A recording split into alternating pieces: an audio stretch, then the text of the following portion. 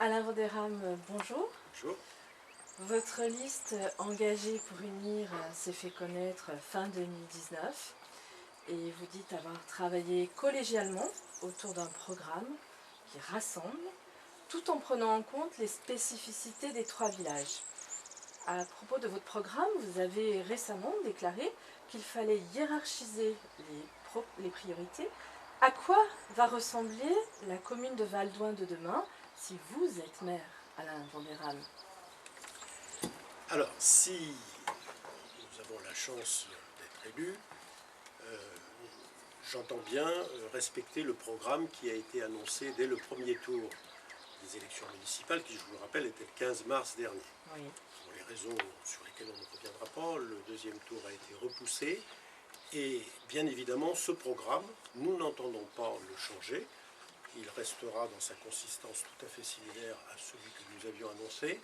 Mais il va falloir, comme je l'ai indiqué effectivement dans la presse, le hiérarchiser, c'est-à-dire de définir les priorités dans l'espace temporel des 6 ans que nous allons pouvoir réaliser en début de mandat, puisqu'on peut imaginer qu'à la suite de cette crise sanitaire, la crise économique ne dure, je l'espère, que 2 ans maximum, de façon à ce que le pays reprenne et ipso facto toutes les collectivités associées, et que nous puissions, de ce fait, réaliser notre programme en entier d'ici la fin de mandat. Donc la hiérarchisation consistera à en faire un petit peu moins au début, notamment les 2 premières années, et de rattraper le retard ultérieurement. D'accord. Pour ce faire, effectivement, il faut aussi tenir compte des incertitudes que nous avons sur les financements, notamment en provenance de l'État.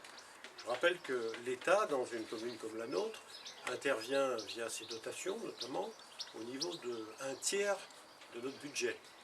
Ce n'est pas négligeable. La tendance de l'État était déjà d'essayer de réduire ses dotations pour contraindre les communes à faire des économies. Et nous allons vraisemblablement être amenés à être encore plus contraints qu'on ne peut l'imaginer.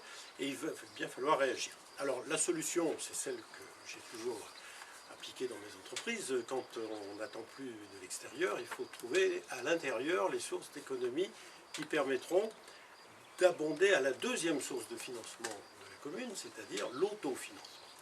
L'autofinancement qui est dû au résultat du budget de fonctionnement.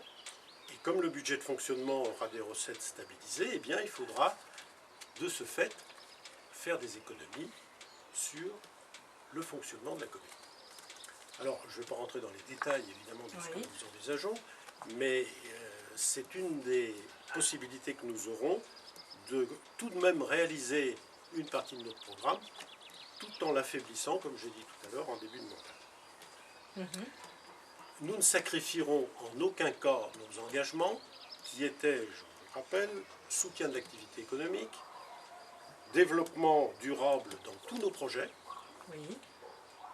déplacement doux sur toutes les possibilités, notamment un projet qui me tient particulièrement à cœur, celui de la navette intervillage et inter-hameau.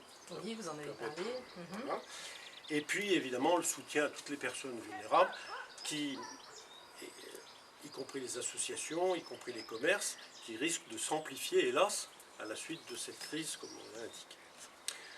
L'investissement global restera à hauteur de 6 millions d'euros sur les 6 ans, c'est-à-dire en moyenne 1 million d'euros par an, avec 2 ans légèrement en recul, et les 4 ans suivants, sous réserve bien évidemment d'amélioration économique, qui rattraperont le retard. Et puis, vous aurez remarqué, si vous avez bien consulté notre programme, que nous travaillons sur des investissements réalistes.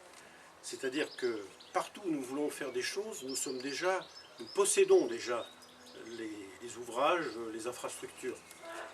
La maison Pichat, par exemple, qui ne demande maintenant qu'à vivre, à voir ses volets s'ouvrir, eh bien, c'est une maison qu'on a obtenue par l'EG et qui a été améliorée sur son aspect extérieur, mais qui demande maintenant à être améliorée à l'intérieur afin de recevoir un certain nombre d'associations, voire la médiathèque, un certain nombre également d'animations culturelles indispensables à la vie de la commune.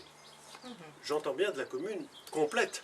Oui, Parce qu'on pourrait dire que Pichat, évidemment, c'est au Bois-d'Oing et que ça ne ferait vivre que l'animation au Bois-d'Oing. Mais grâce à la navette, plus personne n'aura de prétexte pour dire qu'il ne peut pas venir au Bois-d'Oing en provenance de Oing ou de Saint-Laurent. d'accord. Alors, Alain Vandéram, peut-être un dernier mot. Qu'avez-vous envie de dire au Val-de-Nienne et au Val-de-Nien? Alors, la première chose que je vais leur dire, au regard de ce qui s'est passé au premier tour, il faut aller voter. On a constaté un taux d'abstention record. Oui. Nous ne sommes pas les seuls, nous sommes d'ailleurs pas les pires en matière d'abstention, mais il faut aller voter. On peut raisonnablement estimer que la crise sanitaire, sous réserve qu'il n'y ait pas récidive, est derrière nous.